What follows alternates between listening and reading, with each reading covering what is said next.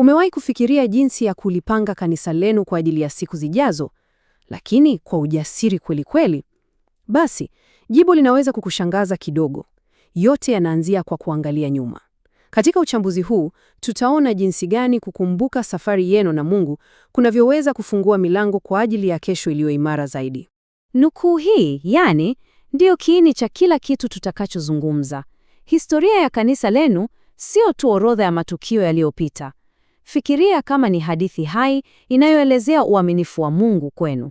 Kuitazama ni kama kufungua ramani inayoonyesha sio tu mlipotoka, la hasha, bali pia inaonyesha hazina na masomo yote ambayo Mungu amewawekea njiani. Sawa, lakini unaweza kuuliza, kwa nini hasa? Kwa nini kuanza na historia kuna umuhimu mkubwa kiasi hiki? Ebu sasa, tuingie ndani zaidi na tuangalie faida 4 muhimu sana. Unajua, mnapofanya hivi, kuna mambo 4 ya ajabu yanatokea. Kwanza kabisa, mnaanza kuona mkono wa Mungu katika safari yenu kwa uwazi kabisa. Pili, mnagundua nguvu na vipaji ambavyo labda mlikuwa mmesahau kuwa navyo. Tatu, inajenga umoja wa ajabu miongoni mwenu.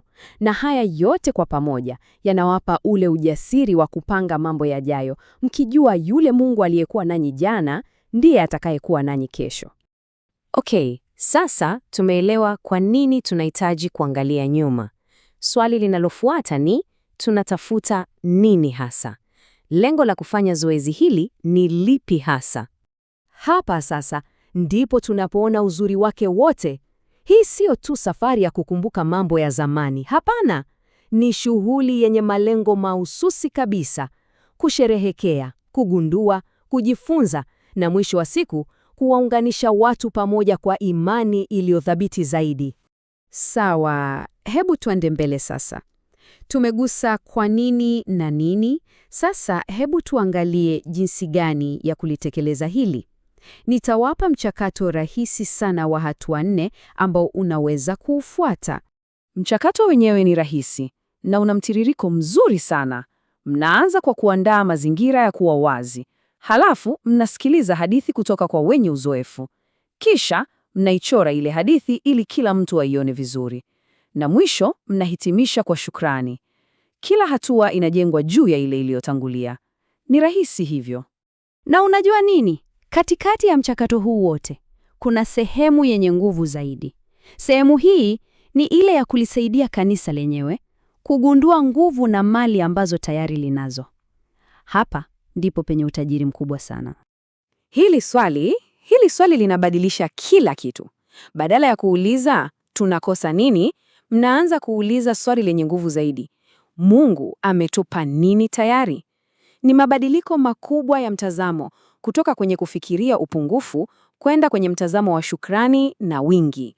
Sasa, kinachovutia hapa ni jinsi tunavyoweza kugawanya wazo la nguvu katika makundi 5 yanayoeleweka vizuri. Hii inawasaidia watu kufikiri kwa upana zaidi.